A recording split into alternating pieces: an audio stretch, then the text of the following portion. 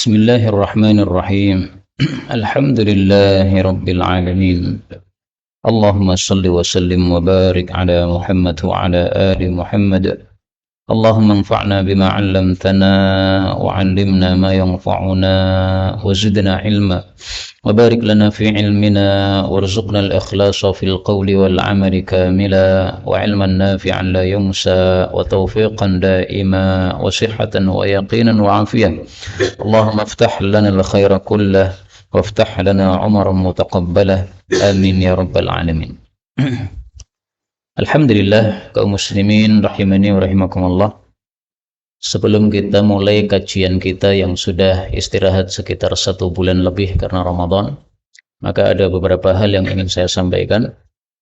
Yang pertama, untuk yang menikah hari ini kita doakan barakallahu lak wa baraka alaik wa jama'a bainakuma fi khair.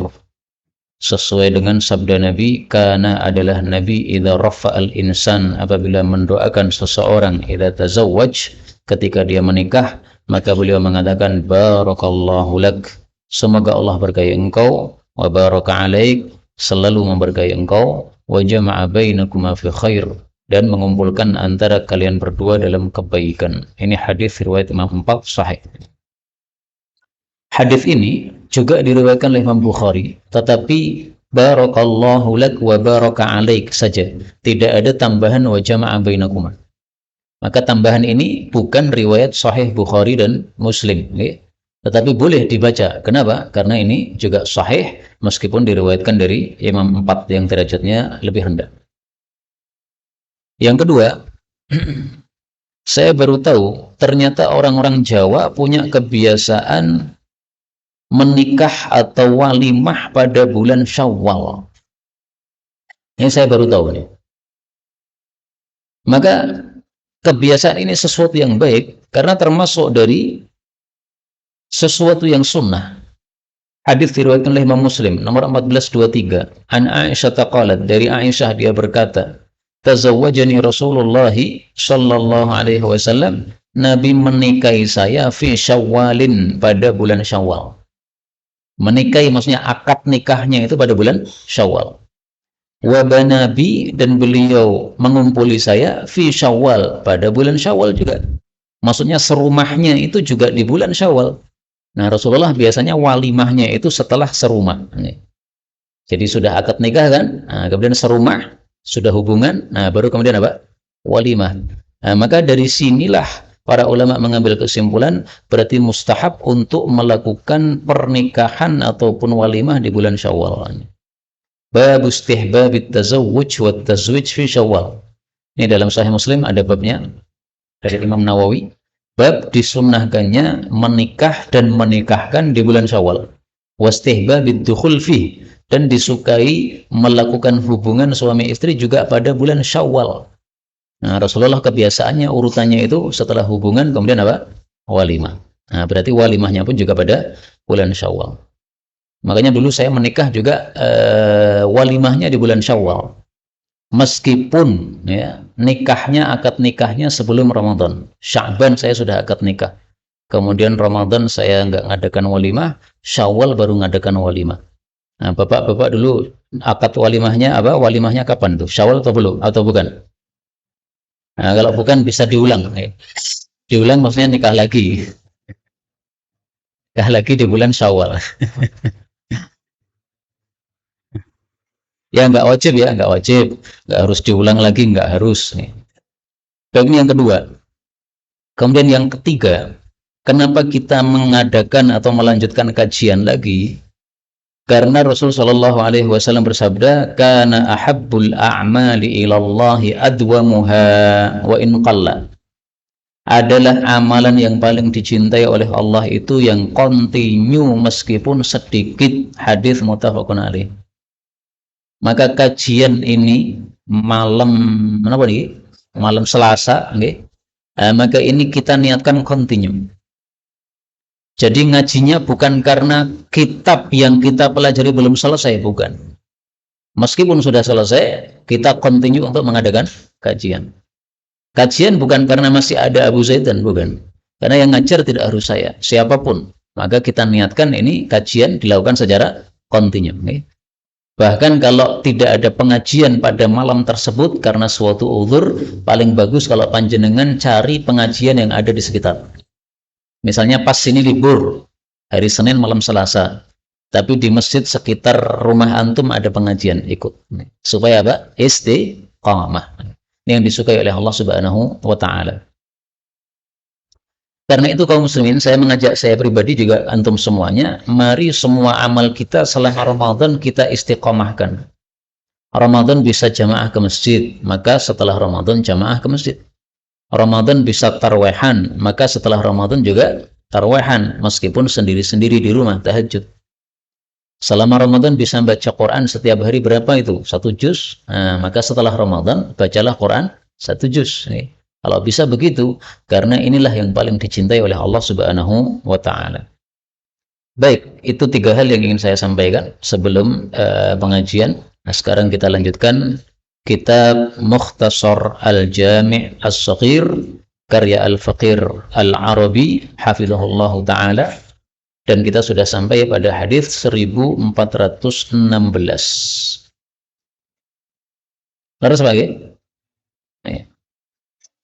hadis 1416. Qala al-muallif hafizahullah, qala Rasulullah sallallahu alaihi wasallam, innallaha, sesungguhnya Allah, ahdatsa fis salati, telah memperbarui di dalam masalah salat, yaitu memperbarui hukum, maksudnya alla takallamu, bahwasanya janganlah kalian bicara illa bidzikrillahi, kecuali dengan zikir kepada Allah, wa ma yanbaghi lakum, dan apa yang pantas bagi kalian, wa an taqumu lillah, dan bahwasanya kalian itu berdiri maksudnya salat, lillahi, karena Allah, qanitin, dalam keadaan khusyuk. Hadis diriwayatkan oleh Imam Nasai sahih. Hadis ini menunjukkan 2 hal. Yang pertama, ketika salat kita tidak boleh ngobrol dengan manusia. Dulu di awal Islam boleh ngobrol. Kemudian Rasulullah menyampaikan, sekarang Allah kasih hukum baru, nggak boleh ngobrol. Jadi dulu biasa ketika kita telat itu masuk ke masjid, maka Allahu Akbar, kemudian tanya, rakaat pirokam? Maka dia jawab, rakaat kedua. Nah, nggak apa-apa dulu. Tapi setelah muncul hadis ini, maka orang ngobrol dalam salat, salatnya batal. Orang bicara dalam salat tidak batal dalam 2 kondisi. Kondisi yang pertama, apabila dia mengucapkan kata-kata tapi karena keterlepasan tidak sengaja, dan kata-katanya harus sedikit, maka dimaafkan. Misalnya nih, imam setelah Allahu Akbar berdiri, tiba-tiba Allahu Akbar sujud, panjenengan yang di belakangnya kaget, kemudian karena kagetnya mengatakan mengatakan atau piye lagi, tapi sedikit kaget, nah ini dimaafkan. Tapi kalau ngomongnya banyak, maka ini tidak dimaafkan, meskipun panjenengan karena kaget tadi. Yang kedua, dimaafkan apabila darurat diperlukan untuk ngomong karena tidak bisa kecuali ngomong.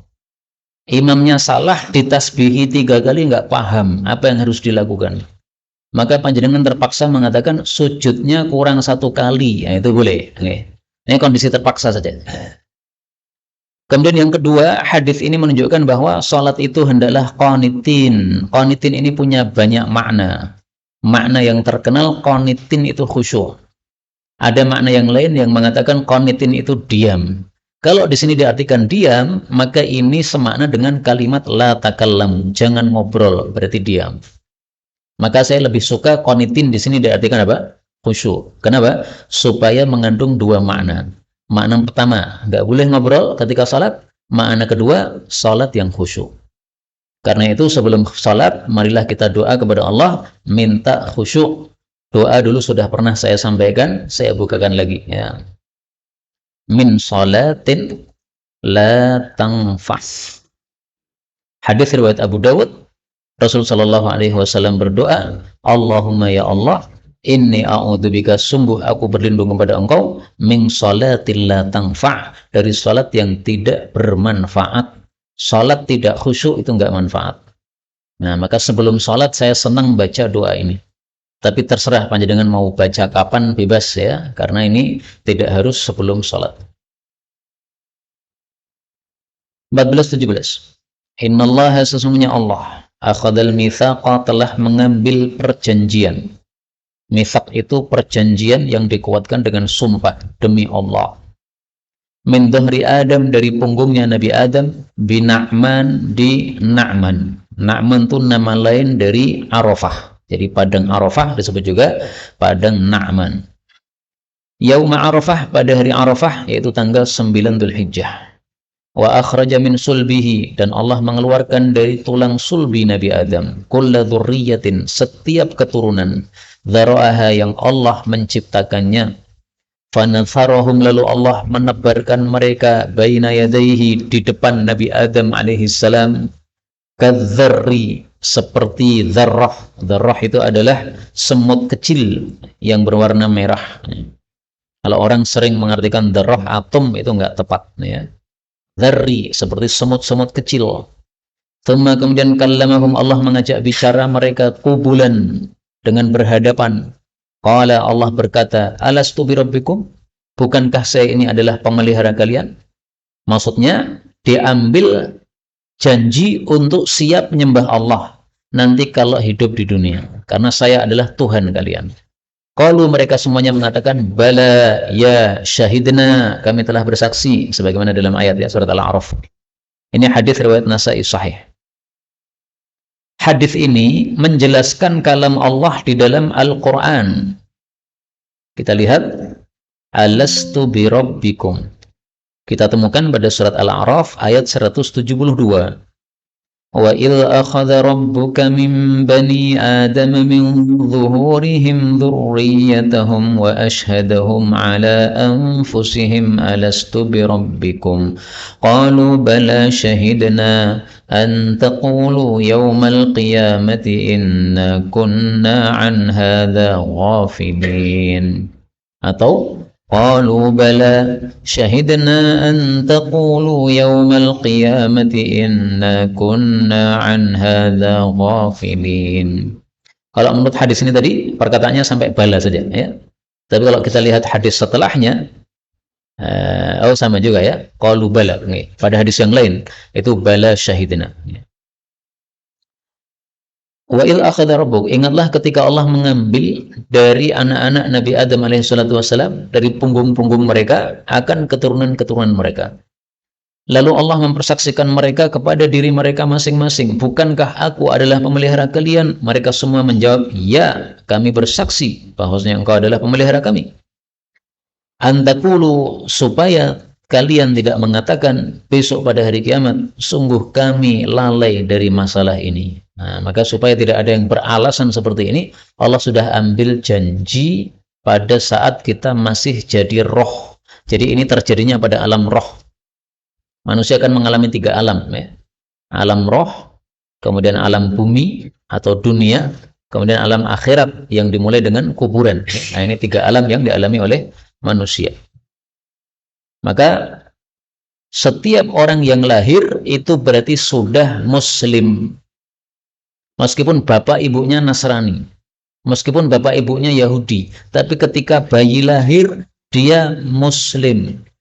Dalilnya ayat ini, alastu birabbikum qalu bala. Sebelum dia lahir dia sudah mengakui Allah sebagai Tuhan. Nah, berarti dia muslim. Dan itulah yang disebutkan oleh Allah dalam Al-Qur'an, fitratallah allati fataran nasa 'alaiha. Surat Ar-Rum ayat 30. Itulah fitrahnya Allah yang Allah telah menciptakan manusia di atas fitrah tersebut, yaitu agama Islam. Maka kalau ada anak bayi lahir mati padahal bapak ibunya Nasrani, maka si bayi ini masuk surga. Berdasarkan ayat ini, fitratallahi allati fataran nasa 'alaiha, berarti dia muslim. Juga berdasarkan ayat ini tadi, alastu birabbikum qalu bala, berarti dia muslim. Hadis berikutnya 14-18. Innallaha, sesungguhnya Allah, akhadha dzurriyyata Adam, telah mengambil keturunan-keturunan Nabi Adam, min dhahrih, dari punggung Nabi Adam. thumma asyhadahum ala anfusihim, kemudian mempersaksikan kepada diri mereka, alastu birabbikum, bukankah aku pemelihara kalian? Qalu bala, mereka mengatakan ya. Thumma afadha bihim, kemudian Allah menumpahkan mereka fi kafaihi, pada kedua telapak tangannya. Jadi Allah punya telapak tangan, Pak. Tapi jangan salah paham, telapak tangan Allah itu adalah seperti manusia begini, ada di ujungnya tangan. Enggak. Laisa kamitslihi syai'. Kita percaya Nabi mengatakan Allah punya telapak tangan, selesai, titik. Tapi bagaimana, jangan ditanyakan, jangan dibayangkan, enggak bisa.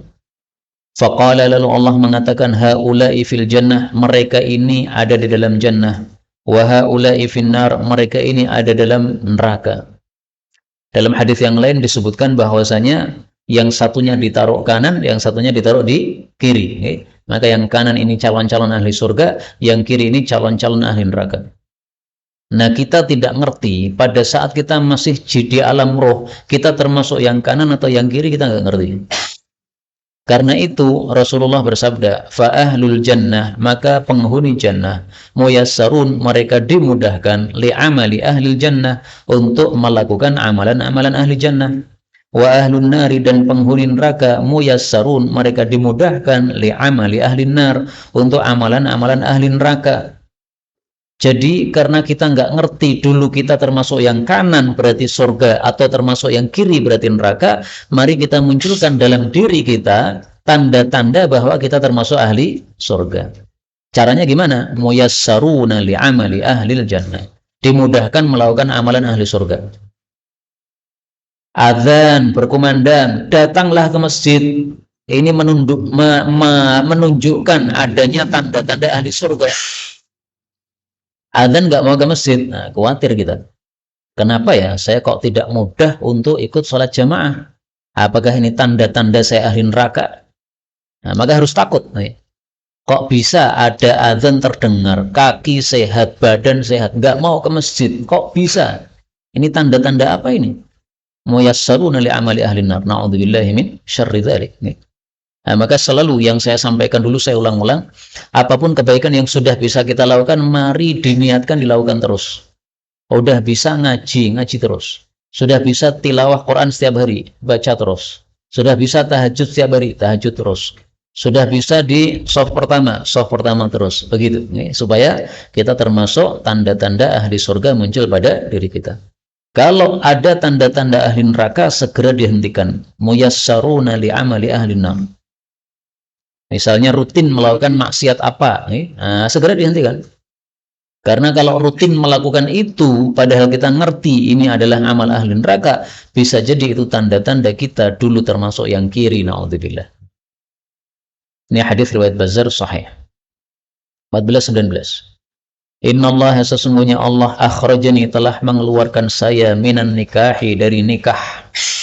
Walam yukhrijni, dan Allah tidak mengeluarkan saya, minas sifah, dari zina. Hadis diriwayatkan oleh Baihaqi dalam Syu'abul Iman. Hadis ini dari Muhammad bin Ali. Muhammad bin Ali ini adalah cucunya Nabi Muhammad SAW. Maka hadisnya mursal. Mursal kenapa? Karena Muhammad bin Ali nggak pernah ketemu dengan Rasulullah SAW. Berarti sanadnya putus, mursal. Tapi meskipun mursal, disahihkan oleh Syekh Albani karena dikuatkan oleh hadis-hadis yang semakna dengannya. Hadis ini menunjukkan nasab Nabi itu dari Nabi Adam sampai Nabi Muhammad itu semuanya nasab mulia, terjaga, bukan perzinaan, bukan. Ini beliau sampaikan kenapa? Karena di masa jahiliyah itu seringkali orang berzina, Pak. Karena zina itu menurut orang-orang jahiliyah dulu, yang penting tidak terang-terangan itu masih nggak apa-apa. Kalau terang-terangan itu yang rendah. Orang pasang bendera di depan rumahnya. Ini bendera pelacur. Sehingga yang mau melacur silahkan datang ke rumah itu. Nah, itu yang rendah mereka anggap. Tapi kalau punya gadis simpanan, ya, istri simpanan, bukan istri, tapi perempuan simpanan, maka itu nggak apa-apa kata mereka. Makanya Allah menurunkan ayat yang melarang zina baik terang-terangan maupun apa? Sembunyi-sembunyi, sama saja, sama-sama dosanya. Itu disebutkan pada surat Al-An'am.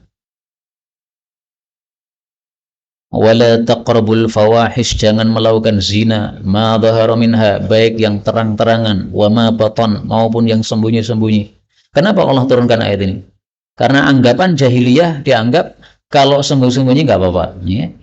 Terang-terangan itu yang jelek, semuanya jelek, ya. Nah, maka Rasulullah jelaskan, kalau saya dari Nabi Adam sampai saya itu semuanya minan nikah. Nah, ini jaminan ini untuk Nabi, ya. Untuk kita nggak ada jaminan. Jadi apakah nenek moyang kita itu ada yang ternyata zina? Kita nggak ngerti. Anggaplah ada, nggak ada masalah. Kenapa? Karena dosa nenek moyang tidak ditanggung oleh cucunya. Okay? Jadi bukan berarti kalau ada apa yang zina dulu berarti kita ini berarti tercela, enggak, sama sekali enggak. Dari mana taunya bahwasanya akhrajani minan nikah, Allah mengeluarkan saya dari nikah?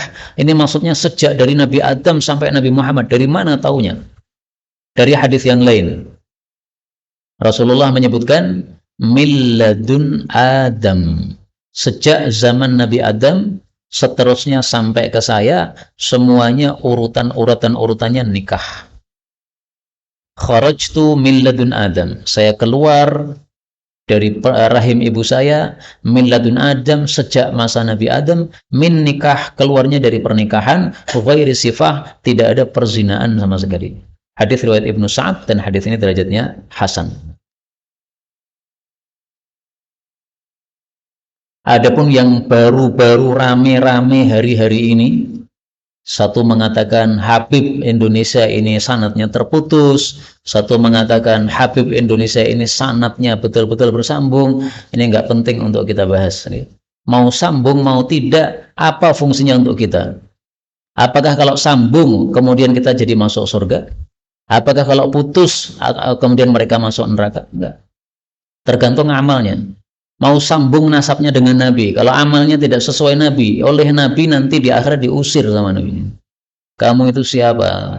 Enggak melakukan amal-amal saya, diusir oleh Nabi sallallahu alaihi wasallam. Na'udzubillahi min syarri dzalik.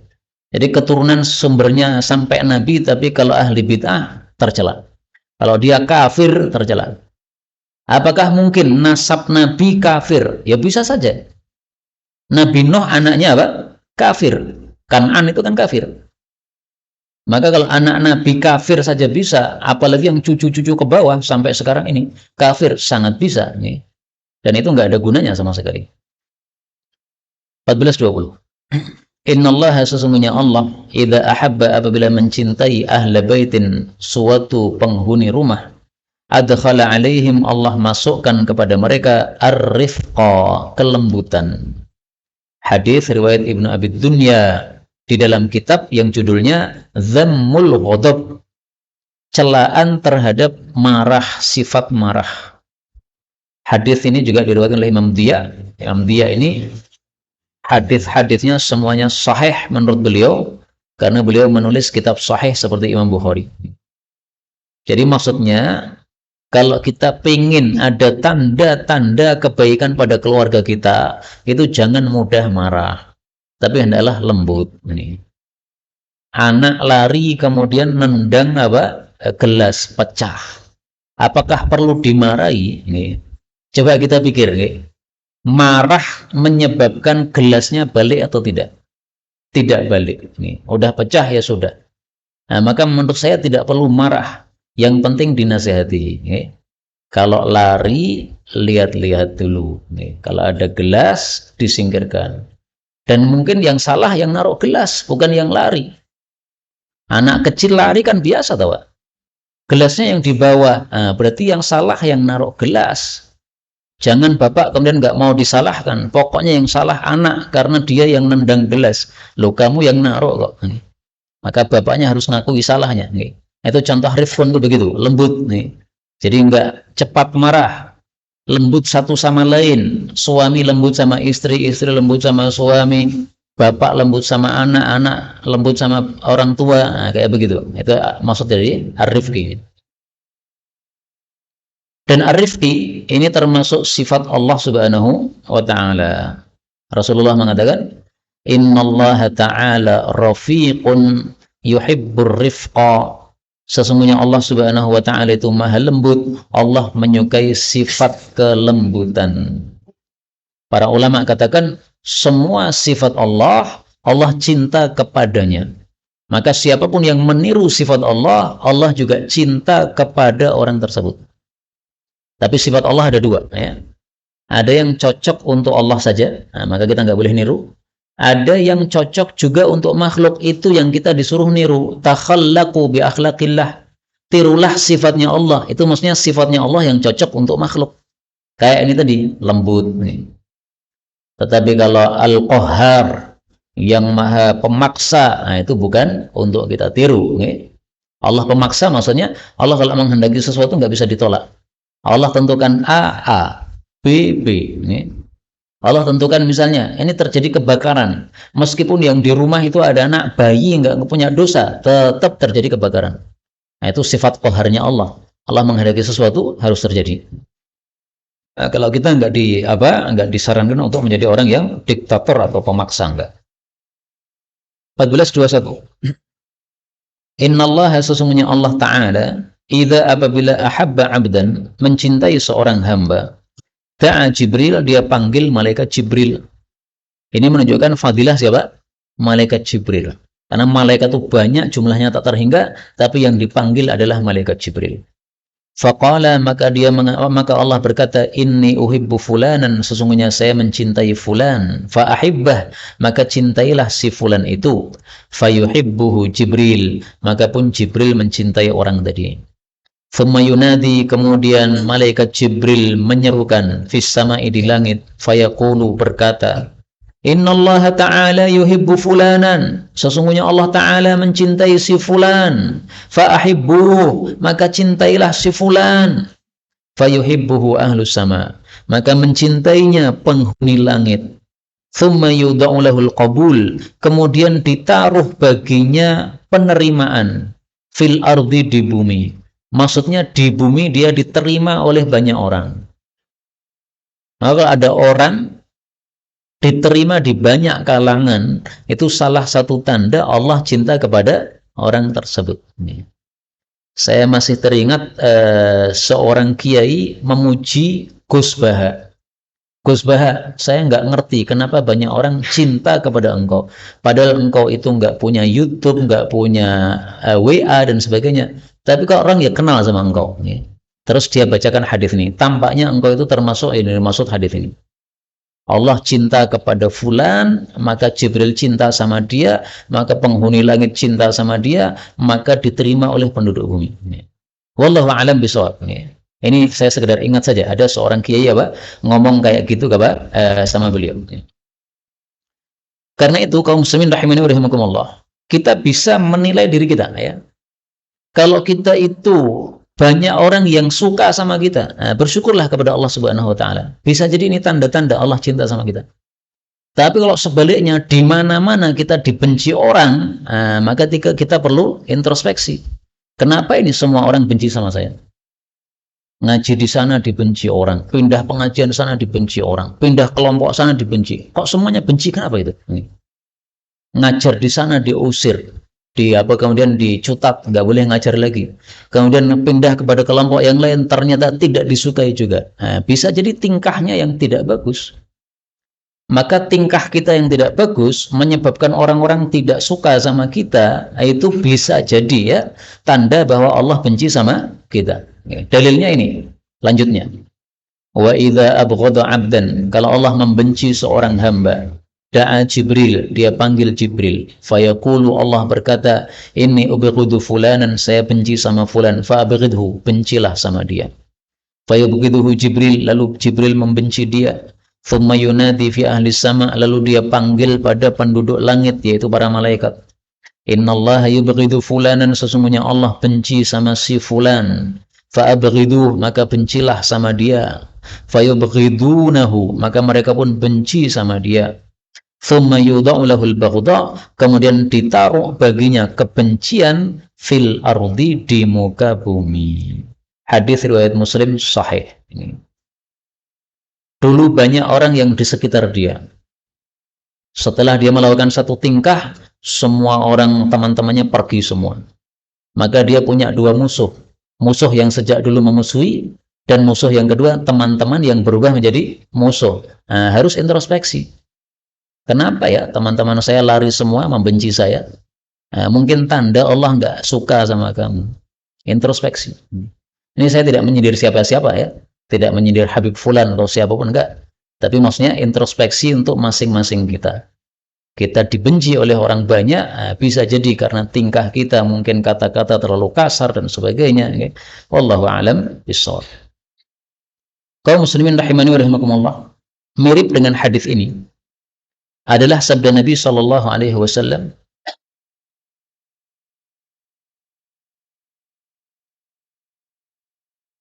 "Idza athna 'alaika jiranuka annaka muhsin." Kalau tetangga-tetangga kamu memuji kamu bahwa kamu orang baik, fa anta muhsin, memang betul kamu orang baik. Wa idza athna 'alaika jiranuka annaka musi, kalau tetangga-tetangga kamu mengatakan kamu jelek, fa anta musi, memang betul kamu itu jelek. Hadis riwayat Ibnu Asakir, derajatnya sahih. Karena tetangga itu kan ngerti seluk-beluk kita kan. Amal kita mungkin dari bangun tidur sampai tidur kembali terlihat oleh mereka. Nah, maka kalau mereka ngomong ya biasanya sesuai dengan fakta. Nah, maka maksudnya orang-orang dekat kita kalau ngomong sesuatu tentang kita itu biasanya nggak meleset. Maka orang yang dulu banyak cinta kepada kamu, tiba-tiba mereka sama lari semuanya, membenci kamu semuanya. Itu pasti ada kesalahan pada kamu yang kamu lakukan. Oke. Ini sesuai dengan hadis tadi dan sama dengan hadis ini tadi. Muncul pertanyaan, bagaimana dengan misalnya Habib Rizik yang membenci banyak sekali itu, tapi yang mencintai juga banyak, gimana tuh? Nah, di sini yang dianggap al-baghdha fil ardi, dibenci di muka bumi, disukai di muka bumi, ini yang dinilai ini bukan orang-orang jelek, tapi orang-orang baik. Lihat orang-orang baik, mereka benci sama Habib Rizik atau suka.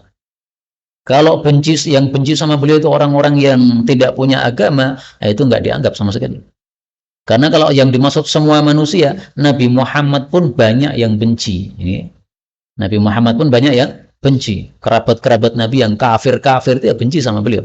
Nah, maka yang dianggap di sini bukan semua manusia, tapi hanya orang-orang yang soleh, orang-orang yang baik. 14:22. Innallaha, sesungguhnya Allah, idza ahabba qauman, apabila mencintai suatu kaum, ibtalahum, Allah akan kasih ujian, kasih bala kepada mereka. Faman sabara, maka barang siapa yang sabar, falahu sabr, maka baginya kesabaran. Wa man jaza'a, maka barang siapa yang berkeluh kesah, falahul jaza', maka baginya keluh kesah tersebut. Hadis riwayat Ahmad sahih. Maksudnya, kalau Allah mencintai seseorang, Allah akan kasih ujian. Nah, tinggal kita bagaimana mencikapi ujian tadi. Kalau kita sabar, maka kita mendapatkan pahala dari sabar kita. Kalau kita berkeluh kesah, maka kita mendapatkan madharat atau dosa dari keluh kesah kita. Dalam hadis yang lain, Rasulullah menghasung orang yang terkena musibah atau bala untuk ridho. Nah, para ulama katakan sabar dengan ridho itu tingkatannya beda. Sabar tingkatannya di bawah, ridho tingkatannya di atas. Ada yang lebih bagus lagi, yaitu farah, senang. Misalnya nih, ada seseorang mendapatkan musibah, naik mobil ternyata perjalanan macet, nggak bisa maju, nggak bisa mundur, nggak bisa kemana-mana. Nah, maka dia sabar. Udah, karena macet, aja lah, hafalan Quran. Nah, maka dia ngafalkan Quran, suruh temannya yang di samping untuk nyimak, supaya menghilangkan kejenuhan menunggu jalan yang macet. Sabar nih. Ada lagi yang ridho. Ridho itu hatinya rela. Apapun ya Allah engkau berikan kepada saya, rela. Macet rela, lancar rela. Sehingga sama sekali hatinya tidak ada setitik pun ketidaksukaan. Karena rela. Rela itu berarti total terima total, itu rela. Itu seperti yang diungkapkan oleh para ulama tasawuf. Akhtaru alla akhtaro. Akhtaru saya pilih, alla akhtaro untuk tidak punya pilihan. Jadi saya pilih, terserah Allah saja. Allah jadikan saya mandul, enggak apa-apa. Allah jadikan anak saya banyak, enggak apa-apa. Terserah Allah.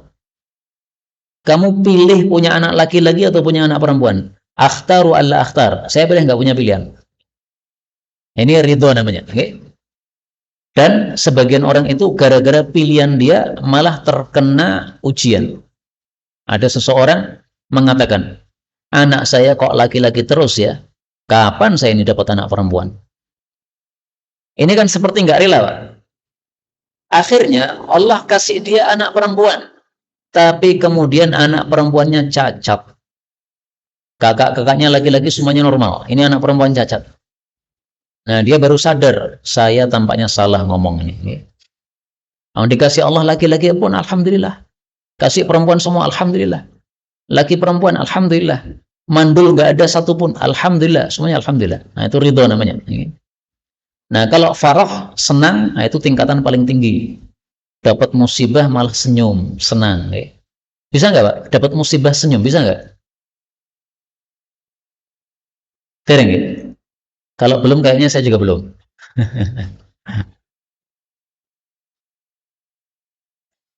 Wala ahaduhum. Sungguh salah satu dari mereka, orang-orang soleh. Soleh tingkat tinggi. Kana asyadda farahan bil bala, lebih senang, lebih dahsyat senangnya ketika mendapatkan bala min ahadikum bil ata, daripada senangnya kalian mendapatkan pemberian dari Allah. Hadis riwayat Ibnu Majah, derajatnya sahih. Gampangannya, duit 1 juta hilang lebih senang daripada dapat kiriman duit 1 juta. Bisa nggak? Assalamualaikum, salam. Pak, ini ada hadiah untuk antum 1 juta. Sudah saya transfer. Wah, oke, jazakumullah khair, alhamdulillah. Senyum ya. Tapi kalau lihat dompetnya, ya Allah, hilang, dicolong uang. 1 juta padahal isinya tadi. Mau saya beli obat itu, malah hilang. Nah, kira-kira senyum atau merengut kira-kira? Nah, maka tampaknya kita belum sampai tingkatan ini. Nah, maka tingkatan pertama sabar, yang di atasnya lagi apa? Ridho, rela betul-betul apapun Allah inginkan, sudah saya rela. Yang ketiga adalah farah, senang. Alhamdulillah hilang, alhamdulillah. Bisa nggak, Pak? Alhamdulillah duitku hilang, alhamdulillah. Nah, coba ini dicoba ya. Suatu saat kalau duit kita hilang, maka kita ucapkan apa? Alhamdulillah sambil senyum. Istri mati, alhamdulillah mati. Kalau itu mungkin karena sering tengkar sama istrinya, bukan karena itu. Istrinya ini wanita yang solehah, yang senang sama dia, tapi begitu mati, alhamdulillah. Apa namanya? Karena farhan bil bala. Ini mungkin tingkatan yang sangat jauh untuk orang-orang seperti kita. Tapi bisa kita apa? Usahakan.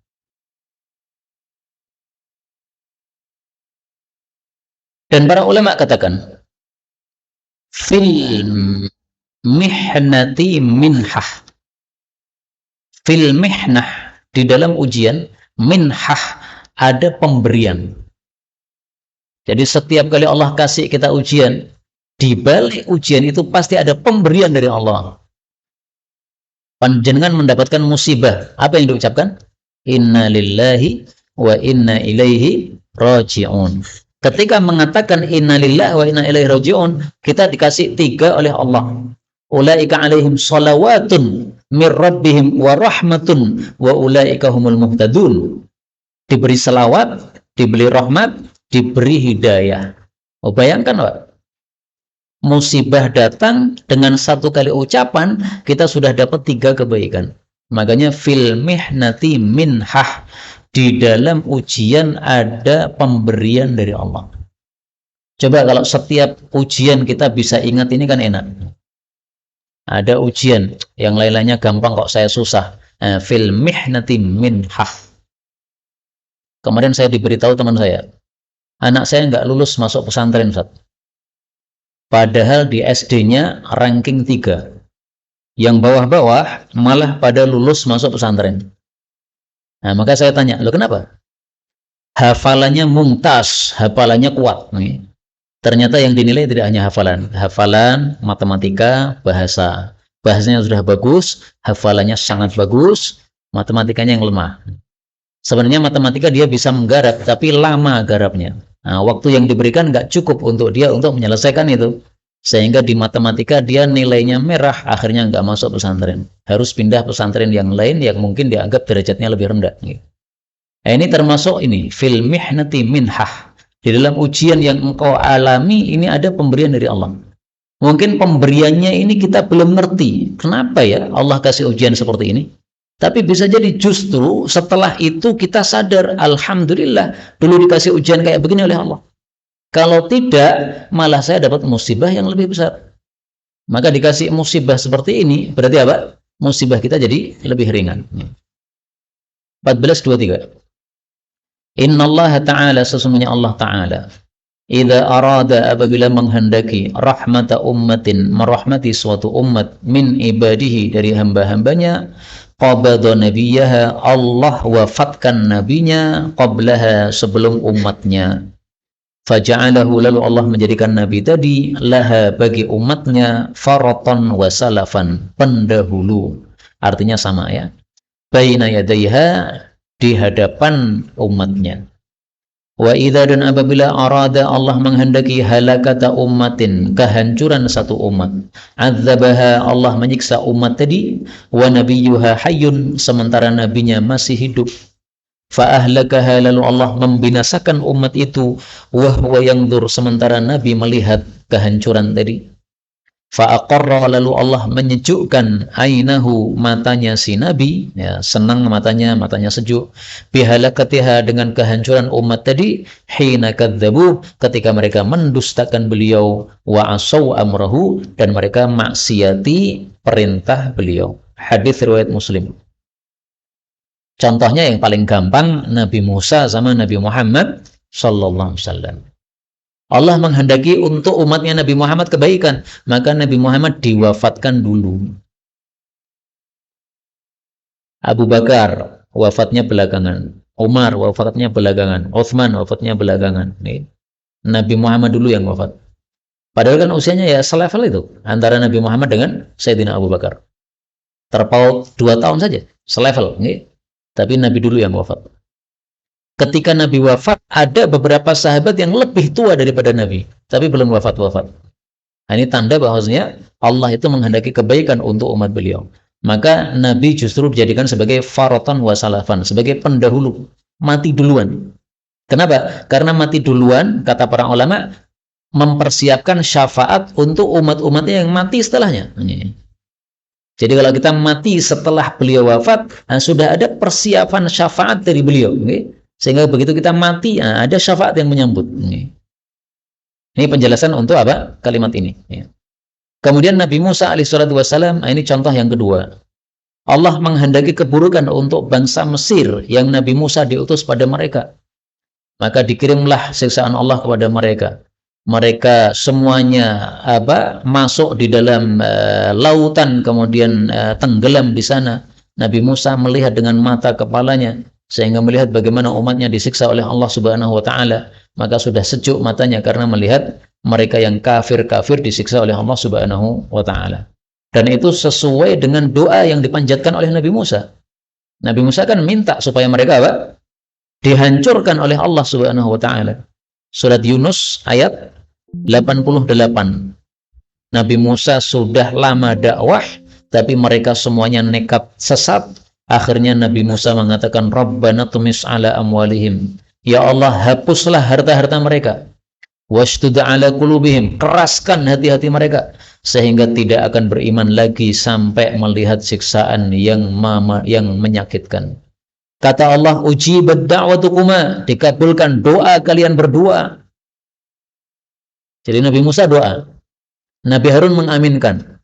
Maka Allah mengatakan, doa kalian berdua dikabulkan. Jangan dikira doa Nabi Musa hari Ahad, Seninnya langsung disiksa. Jangan, salah paham. Antara doa sampai dikabulkan, nunggu 40 tahun, Pak. Jadi kalau kita berdoa itu jangan tergesa-gesa. Udah lama doa saya, tapi masih gini aja terus.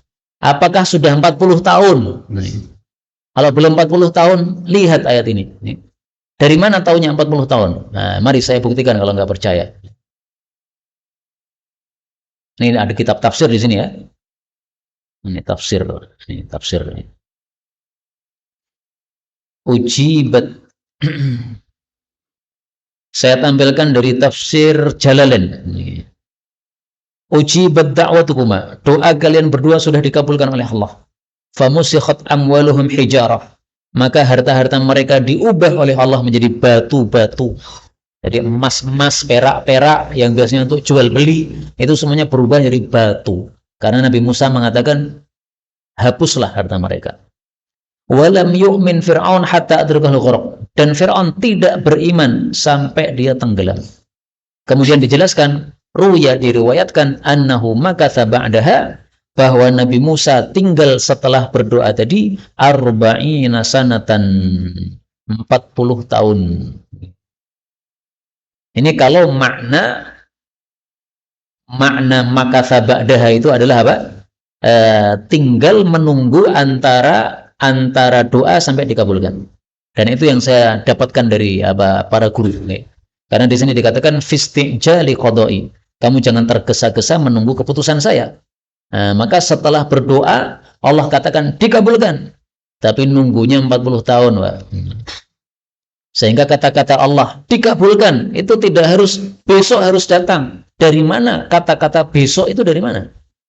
Allah cuma mengatakan baik, doamu saya kabulkan. Cuma ngomong gitu saja. Tapi Allah tidak mengatakan besok, enggak ada kata-kata besok. Sehingga 40 tahun disuruh Nabi Musa menunggu, beliau sabar. Selama 40 tahun, bayangkan Pak. Doa sampai 40 tahun, sudah hampir mati kita. Doa usia 20, nunggu 40, berarti usia 60, 63 mati. Nah, kurang 3 tahun.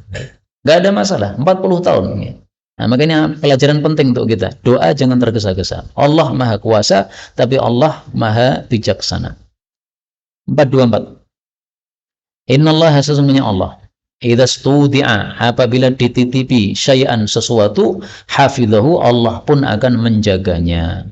Hadis riwayat Ibnu Hibban sahih. Ini berkaitan dengan orang yang safar. Kalau kita safar, hendaklah kita mendoakan atau menitipkan orang yang kita tinggal kepada Allah Subhanahu wa ta'ala. Astaudi'ullaha dinaka wa amanataka wa khawati ma'amalik. Ini doa bagi keluarga yang ditinggal musafir. Doa untuk si musafir. Saya titipkan kepada Allah agamamu, amanahmu, dan akhir dari amalanmu. Karena orang musafir ini kan seringkali mendapatkan kondisi-kondisi yang terdesak-terdesak atau kesusahan-kesusahan, sehingga kadang-kadang dia orang baik tapi gara-gara kesusahan itu kemudian jadi muncul watak buruknya. Maka kita titipkan kepada Allah selama perjalanan supaya tidak melakukan kebaikan-kebaikan, keburukan-keburukan, supaya selalu dalam kebaikan-kebaikan. Orang yang musafir sendiri disunahkan untuk mengatakan hal serupa kepada keluarganya yang ditinggal. Kalimatnya adalah astaudi'ukallah. Aku titipkan dirimu, wahai keluarga yang saya tinggal, kepada Allah. Alladzi la tadi'u wada'i'uh. Yang Allah itu tidak akan sia-sia titipan kepadanya. Nah, jadi kalau kita mau safar, baik umroh maupun haji maupun apapun, nah kita ngomong sama istri kita ini, astaudi'ukallah alladzi la tadi'u wada'i'uh. Ini pakai bahasa Arab boleh, pakai bahasa Indonesia juga boleh. Kemudian istri kita yang kita tinggal atau keluarga yang kita tinggal menjawab tadi, astaudi'ukumullah dinakum wa amanatakum wa khawati ma'amalikum. Bolehkum, bolehkah, ya tergantung siapa yang diajak ngomong. Nah, kalau sudah kita titipkan sama Allah, Allah akan menjaga.